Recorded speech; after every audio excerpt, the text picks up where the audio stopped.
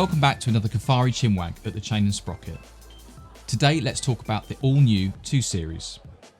For those of you that haven't already seen my most recent video on my personal car, a BMW M240i, link here if you haven't, you'll know that I bought my car earlier this year, and whilst I'm really pleased with it and all of the M2 characteristics, I was still very curious to check out the all-new 2 Series at Goodwood's Festival of Speed. Now, whilst visiting over the weekend, I have to admit I am feeling a little bit like I may have made a mistake, but more on that later. Before I get into this episode, if you're new to the channel or you're returning after seeing some of my other content, please be sure to subscribe and enable notifications. Now let's get the boring stuff out the way. By subscribing and enabling notifications, you increase the chances of seeing my content as it lands, which helps to play a massive part in the YouTube algorithm and ultimately helps a growing channel such as mine. So thank you for doing so and supporting me. Now let's get straight back to the video. So back to the 2 Series, the car that BMW claim reignites the classic 3-box saloon coupe profile of yesteryear. Now clearly a big step forward in design, the all-new Baby Coupe was launched at this year's Goodwood Festival of Speed, debuting as the 240i xDrive, which will be the variant I focus on today. Featuring a straight 6 3-litre turbo, the 240i will be a range topper that starts out in 2022.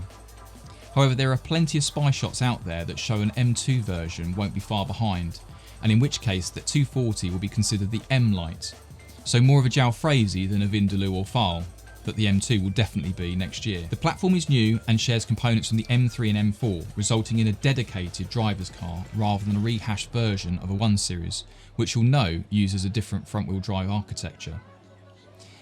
Initially there will be 3 variants of the 2, a 2-litre petrol and a diesel, which both send power to the rear in good old-fashioned BM style. But the 240 does things differently. It uses the long-established xDrive system to offer up all-wheel drive when it's required. The 240 also boasts an electronic diff plus the option of adaptive M suspension, which is customisable, adding to the programmability of the driver modes, which consist of Comfort, Sport and Sport Plus. The new platform also benefits from a wider track, an increase in wheelbase and suspension that is lower than the outgoing model, which when added to the improved engine performance results in a very dynamic and capable car, and to refer to it as an M-Lite would be doing it a disservice, as the power this puts out is absolutely incredible. 374 horsepower and 0 to 62 in 4.3 seconds. Wait, 374 horsepower and 4.3 seconds? That's on par with my M2. This means the new car has gained a healthy 34 horsepower over the old model, and then there's the torque, 500 Newton meters of the stuff. Transmission wise, it will make use of the familiar 8-speed ZF Auto Steptronic as opposed to the DCT unit seen in previous models, which all told means the car will be smoother, more compliant without losing any of the M-Car poise and dynamics. Moving to the feature updates and interior. Firstly, the car benefits from high-low beam LED front lights, a significant difference from older models. LED rear lights, a higher profile boot lid with lip spoiler which accentuates the M-Car look, black surrounds on the front apron, M-style mirror caps, 19-inch Shadowline M-Lite alloy wheels, and exhaust exits in a triangular shape. That is not a triangle, but I just can't pronounce the name properly. You know, it's that shape. On the inside, the 2 benefits from M Performance seats with integrated head restraints, plus blue stitching, all wrapped up in Vanasca leather. M240 cars also receive heated and electrically adjustable functionality, rounded off with M seatbelts. From the driver's seat, technology has made a big leap forward. Live Cockpit features a fully digital instrument cluster with a diagonal screen size of 12.3 inches plus a 10.25 inch control display, all of which means the driver can view navigation, media and onboard computer information in the instrument cluster. There'll also be an option of a head-up display, which is a first on the 2 Series Coupe. Featuring version 7 of iDrive, plus the benefit of BMW's intelligent personal assistant, you can now activate controls and commands via the infotainment system using the command Hey BMW. Now this sounds a little bit like Mercedes' MBUX system, where you have to say Hey Mercedes.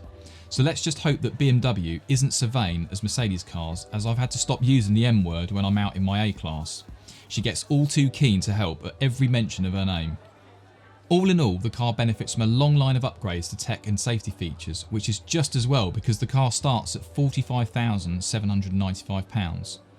However, I guess the question is, if you're in the market for a used M2 LCI or competition, could this new car deliver? Well, the numbers certainly stack. The 0-62 is on par, comparable torque figures and improved interior plus decent seats compared to my M2 LCI, and then there's some attempts to lower the CO2s and increase efficiency with the use of active aero flaps in the radiator grills. It's certainly a very interesting proposition, so I guess my final question is, well, did I make a mistake? Well, in short, my mistake may have been to go to Goodwood, as looking at anything newer and shinier than my current car is always a dangerous game in my world, when I've had over 60 cars. The M240 is very impressive and definitely a car that grabbed my attention, but I have to say, I think I've got a little bit more motoring to be done in my M2. Then it'll be a toss-up between the new M2 when it arrives and the Lotus Emira. If you're in the market for an M car upgrade, or perhaps your first dip into the BMW world, I'm sure this car will not disappoint, particularly if you want the visceral feeling and noise that comes from a BM6er. But if you want to change the game without losing the M car DNA, maybe you need to watch my i4 M50 video, which is up here.